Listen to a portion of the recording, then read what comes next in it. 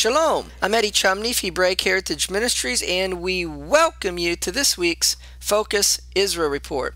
In this week's report, we're going to look at the current situation regarding the Israeli-Palestinian peace process, as well as the prospects for war in the Middle East involving Israel, the United States, Syria, and Iran. First, we're going to share with you regarding the peace process. Once again, the PLO faction Fatah, headed by President Mahmoud Abbas, and who rules in the West Bank, as well as Hamas, who is headed by Khaled Mashal and is in control in the Gaza Strip, have agreed to a reconciliation agreement to end their differences. The original agreement between them came in May of 2011. Mahmoud Abbas will serve as interim prime minister of a unity government until parliamentary elections can be held. No dates have been set for these elections. Mahmoud Abbas and Khaled Mashal also agreed to hold a meeting of the temporary leadership of various Palestinian groups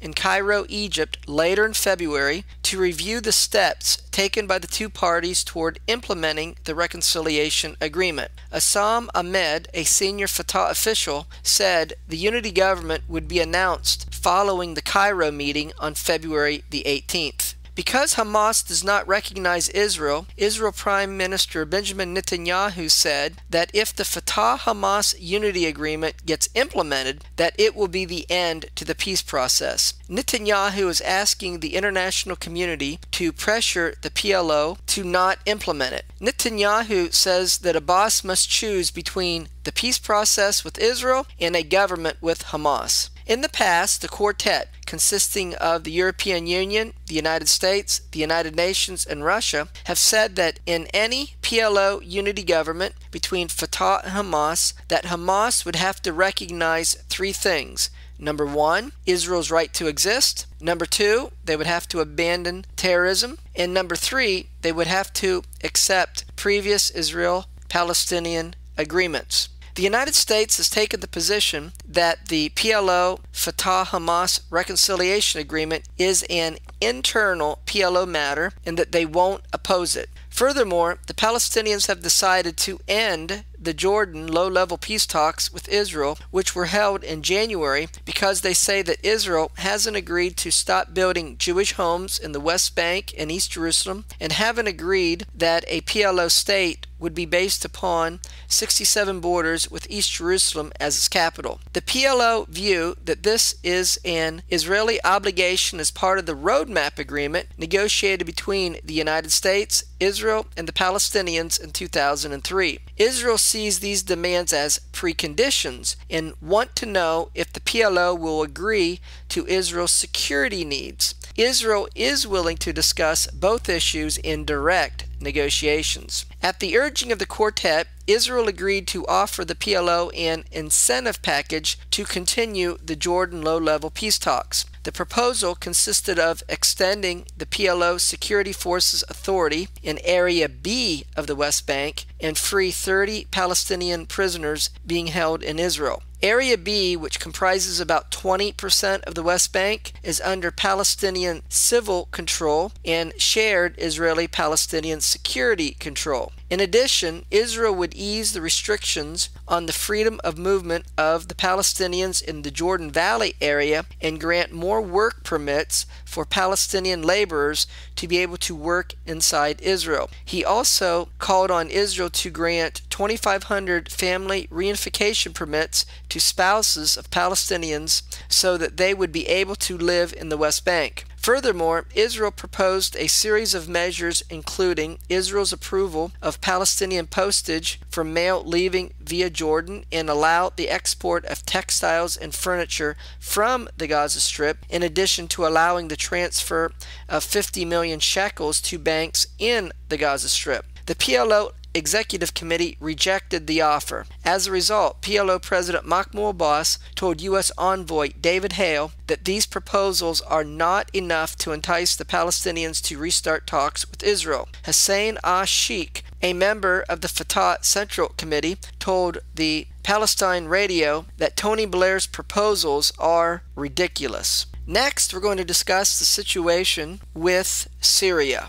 President Obama is demanding that Bashar Assad of Syria immediately resign from power for his military crackdown of the Syrian opposition. In reality, Syria is engaged in an Islamic civil war where Assad's ruling Alawite party, who are Shiite Muslims, are opposed by Sunni Muslims, who are a majority in Syria. There is also a regional Middle East element to this Islamic civil war, where Iran, which is mostly Shiites, and Syria are being opposed by Turkey and the Gulf Arabs, who are Sunni Muslims. The UN Security Council voted on a resolution that would enable Bashar Assad to resign and set up a transitional government allowing Syrian opposition groups to form a government. Because they are permanent members of the UN Security Council, Russia and China have veto power over any UN resolution. Russia and China decided to use their veto. Russia said that they decided to use their veto for several reasons. Number one, there was no guarantee that international troops would be prevented from being used in Syria against Assad. And number two, the language of the resolution failed to put equal blame on both the Assad government and Syrian opposition groups for Syria's civil unrest. Former Russian Prime Minister and KGB head Yevgeny Primakov explained the Russian veto to a Saudi Arabian newspaper by saying that regarding the removal of Omar Gaddafi from Libya, that the West assured us that this Security Council resolution aimed at nothing more than to provide air cover to prevent Gaddafi using his air forces against civilians.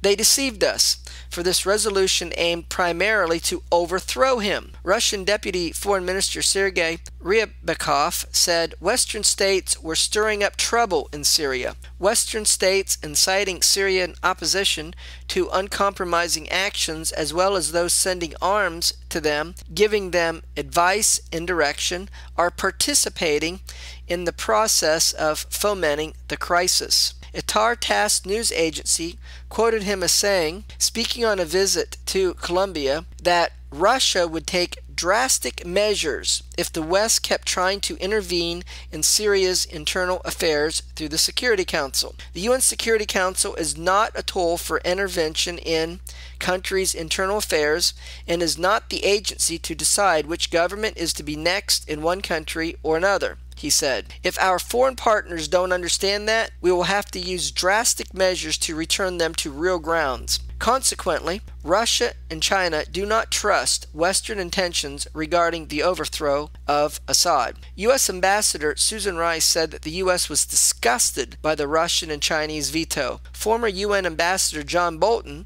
said that the political conflict in Syria is very different than the upheaval in other Arab countries caught up in the so-called Arab Spring revolutions over the past year. The big difference, he said, is the Iranian mullah-led Shiite regime's active support for Assad's Ba'ath Party dictatorship. Syria is part of Iran's influence in the region, and the Iranians will shed a lot of Syrian blood to keep the Assad family dictatorship in place, Bolton said. He pointed out that the civil war in Syria now is a proxy contest for a larger struggle in the region that encompasses Islam as a whole being fought between the Persian Shiite Muslims and the Arab Sunni Muslims. Undoubtedly, he said, Saudi Arabia and other Arab nations will arm the opposition in Syria. Colonel General Leonid Ivashov, a former member of Russia's Joint Chiefs of Staff, in an interview on Russia Today TV on February the 1st, said that Russia is prepared to use military power to defend Iran and Syria. An attack on Syria or Iran is an indirect attack on Russia. Debka,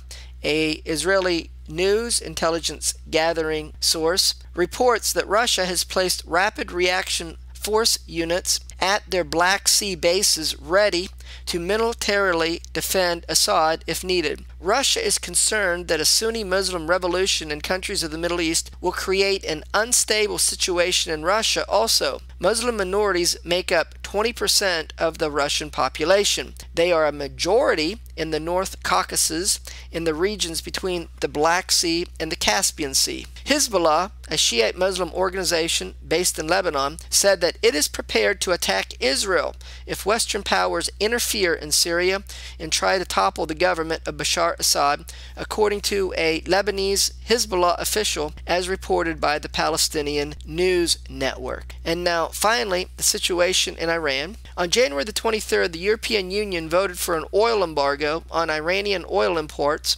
which is set to be fully implemented on July the 1st. Iran's oil minister said that the EU oil embargo against Iran will not prevent Iran from continuing its nuclear program. A successful EU oil embargo against Iran will be difficult because China, Japan, India, and South Korea, Asia's 4 largest economies, were the biggest users of Iran's oil in the first half of 2011, relying on Iran for nearly 60% of its exports. In further defiance of the desires of the U.S. and the European Union that Iran stop its nuclear program, Western diplomats say that Iran is believed to be expanding uranium enrichment activity deep inside a mountain at the Fordo underground site near the Shiite Muslim holy city of Qom. At the end of January, 3 international atomic energy inspectors were in Iran and had asked to meet the head of Iran's nuclear program, who was also a general in Iran's Revolutionary Guards. However, Iran kept the inspectors away from any nuclear installations.